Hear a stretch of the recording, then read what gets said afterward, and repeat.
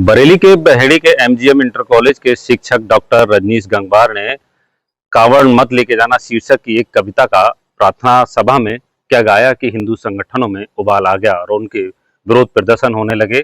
जिन शिक्षक ने ये कविता गाई है वो शिक्षक हमारे साथ हैं, इनसे बात करते हैं। डॉक्टर साहब, जानना चाहेंगे क्या कविता थी जिसको लेके बवाल हुई पूरा? कविता के पूरी कविता सुनानी है, थोड़ा सा सुनाना है। ऐसा क्या शीर्षक है जिसको लेके इतना बवाल है, लोग आपके पीछे कार्रवाई की मांग कर रहे हैं? शीर्षक ये है कि कांवड़ लेकर मत जाना, तुम ज्ञान का दीप जलाना, मानवता की सेवा करके सच्चे मानव बन जाना। कावड़ के वक्त ही आखिर क्यों हुई ये कविता? ये तो चूंकि छोटे छोटे बच्चे हैं हमारे विद्यालय में, और जो सरकार भी कहती है कि इनकी उपस्थिति अधिक रहनी चाहिए, और आजकल सभी पूरा देश देख रहा है कि कांवड़ियों की खबरें जो आ रही हैं वो बड़ी दुर्भाग्यपूर्ण और दुखद हैं। अब उसमें अगर छोटे छोटे बच्चे जाएंगे तो उनके साथ अगर कोई घटना घट गई तो घर परिवार पूरा प्रभावित हो जाता है, जन से और अर्थ से भी। तो उनको रोकना था। और फिर स्टूडेंट जो भी नाबालिग है उसका धर्म क्या है? शिक्षा का अर्जन करना। वो कहाँ मिलेगी? विद्यालय है तो विद्यालय में मिलेगी। बस यही बच्चों को समझाना था मेरा। उस कविता को लेके विरोध प्रदर्शन हो रहा है, हिंदू संगठनों ने आपके खिलाफ एफआईआर दर्ज करा दी है, कार्रवाई की मांग कर रहे हैं। हाँ, कर रहे हैं तो उनका काम है, वो कार्रवाई कराने की मांग करे, वो उनकी मंशा है और ठीक है, करा रहे हैं, मुझे कोई फर्क नहीं है। हमेशा जब भी कोई यहाँ पे समाज सुधारक पैदा हुआ है तो सोए हुए लोगों ने उस पर हमला किया है। तो वैसे हमारे साथ हो रहा है। सुकरात अपने यहाँ जगा रहे थे, उनको जहर दे दिया गया। और वो दयानंद सरस्वती को भी, क्यों विवेकानंद को, इनको भी जो समाज सुधार करें। हमेशा जब भी कोई समाज सुधारक हमारे यहाँ पैदा होगा तो उसके साथ ही आचार्य रजनीश जब पूरी दुनिया को जगा रहे थे तो कई देशों में उनके लिए जो उतरने नहीं दिया गया, ठीक है, अंततः उनको स्लो पॉइजन दे दिया गया। तो ये तो एक, और उनकी सावित्री भाई ज्योतिबाई फुले के देख लीजिए, राजा राम मोहन राय को देख लीजिए, या अंबेडकर साहब को देख लीजिए। जैसे ही हमारे यहाँ कोई सत्य बात कहेगा और समाज सुधार की बात कहेगा तो जो परंपरावादी लोग हैं या जिनके धंधे पे चोट पड़ती है, मेन तो मुख्य तो ये है कि जब धंधे पर उनके चोट पड़ती है तो बिलबिला पड़ते हैं।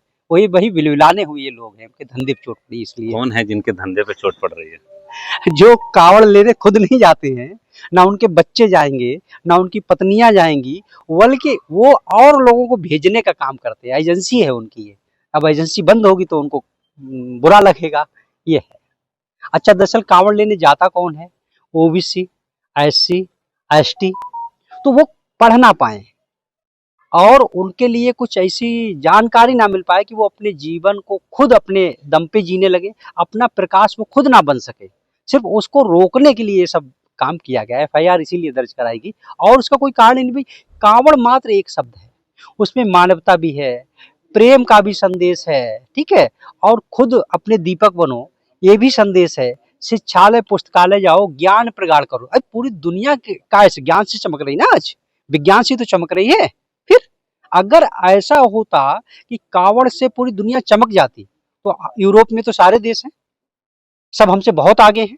बल्कि स्थिति यहाँ तक हमारे देश की खराब है कि जो भी हमारे यहाँ थोड़ा सा धनाढ़ हो जाता है वो हमारे देश को छोड़ के चला जाता है, सिर्फ इसी सोच के कारण। यहाँ पे इस सोच के लोग हैं कि यहाँ पर जो सही इंसान है, नैतिक इंसान है, वो रह ही नहीं पाता है।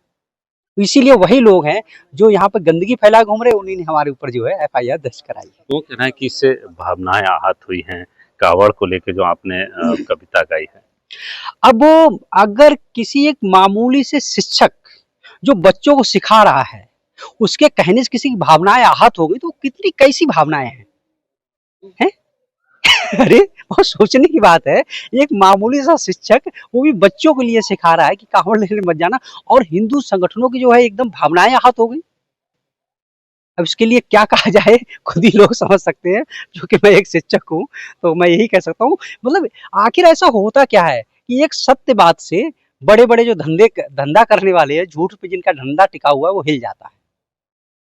कुछ लोगों का कहना है कि जो आपने कविता बनाई है, कविता गाई है, उसमें कावड़ को मत लेके जाना तो शीर्षक है, पर ना नमाज के लिए, ना जो मुस्लिम धर्म के होते हैं त्योहार या जो उनकी यात्राएं निकलती हैं, जुलूस निकलते, उसके लिए आपने नहीं कहा कुछ? उसके लिए क्या भाई, ये बताइए, ये हर हर युग में सुधार होते रहे। जो जिस अब मुझे उनकी नॉलेज नहीं, मैं भाई बचपन से कभी रहा नहीं, जिसकी हमको जानकारी ही नहीं, जिसको हमको ज़्यादा नॉलेज ही नहीं है, तो हम उसके बारे में फिर हर बौद्धिक वर्ग की ये जिम्मेवारी बनती है कि वह अपने समाज को देखे। अरे पहले अपने घर में साफ करोगे ना, या दूसरे घर पहले साफ करोगे? आप बताएं। आपका घर अगर गंदा है तो पहले पड़ोसी घर साफ करने जाओ तब, या पहला अपने अपना घर होगा ना साफ? पहला तो अपना ही साफ किया जाता है। हाँ, तो वही मैंने किया। अखिलेश जी ने भी आपका समर्थन करते हुए ट्वीट किया है। अब ये तो ऐसा रहता है कि लोगों का अपना मानना है। अब कविता वायरल हो गई है, अच्छी लगी है, तो इसमें हम कुछ नहीं कह सकते। क्या कुछ डर भी है, कुछ धमकियां भी मिल रही क्या? धमकी मिलती है तो धमकी डर किस बात का? भाई हमेशा हम जानते हैं कि जब भी आप सच बोलोगे तो सत्य को टकराना ही होता है। हर युग में रहा है कि जब भी आप सत्य बोलोगे तो टकराना ही रहेगा, कुछ कोई भी युग रहा हो। जब से ये कविता वायरल हुई है, किस तरह के कॉल आ रहे हैं? क्या ज्यादातर हमारे पास जितनी भी कॉल आए हैं, और बहुत से फोन आए हैं, सभी हमारे समर्थन में ही हैं। और एक ही बात सभी लोग कहते हैं, आपको डरने की बात नहीं है, आपने सही बात कही, आपने कोई गलत बात नहीं कही है, आप बिल्कुल सही हैं अपनी जगह पे और सही रहिए। क्या आगे भी इस टाइप की और कुछ कविताएं बनाई जाएंगी, कुछ लिखी जाएंगे? हमेशा लिखते रहेंगे, हमेशा लिखते रहेंगे। हमारा एक मुंशी प्रेमचंद कहते हैं कि जो साहित्य है वो राजनीति के पीछे चलने वाली सच्चाई नहीं है, बल्कि राजनीति को मसाल दिखाती हुई चलने वाली सच्चाई है। मैं साहित्यकार हूँ, मैं कविताएं लिखता हूँ, साहित्य का स्टूडेंट हूँ, और साहित्य को जी भी रहा हूँ। मेरा पूरा जीवन जो है, जैसे लिखने वाला नहीं, मैं जीने वाला भी हूँ, जो जी रहा हूँ वो लिख रहा हूँ। तो ये साहित्यकार के काम होता है कि चाहे लाख विरोध हो, वो साहित्यकार है ही जब तक वो सत्य को जी रहा है। भाई कबीरदास आज भी उतने ही प्रासंगिक है जितने अपने समय में थे, कुछ बदला है? आज भी उनकी कोई भी चीज, रहीम को उतना ही पढ़ लीजिए, रसखान को उतना ही पढ़ लीजिए, जितने भी हमारे साहित्यकार रहे हैं उनको आज भी वैसे ही पढ़ लीजिए। कितने सालों बीत गए, तो हमारी जो कविता है ये भी सत्य है, यथार्थ है, और हमने अपनी कविता में कोई भी ऐसा शब्द नहीं कहा है किसी के लिए कि किसी की भावनाएं आहत हों। और कोई भी अगर समझदार व्यक्ति जरा सा भी, वो किसी भी धर्म का मानने वाला हो, वो हमारी कविता का सम्मान ही करेगा, असम्मान नहीं करेगा। जो लोग समझ नहीं पा रहे हैं चीजों को, या कि अपने हिसाब से ही उसको समझने का प्रयास कर रहे हैं, वो एक शिक्षक और एक छात्रों के बीच हमारा संबंध क्या है उसको समझने का प्रयास नहीं करेंगे, वही लोग इसका विरोध करेंगे। अन्यथा अभी तक कितने फोन मेरे पास आ चुके हैं, और यहाँ तक कि सर बताइए, डरने की जरूरत नहीं सर, मैं तैयार हूँ, मैं तैयार हूँ, मैं तैयार हूँ। तो ऐसा फिर डरने की मुझे क्या बात है?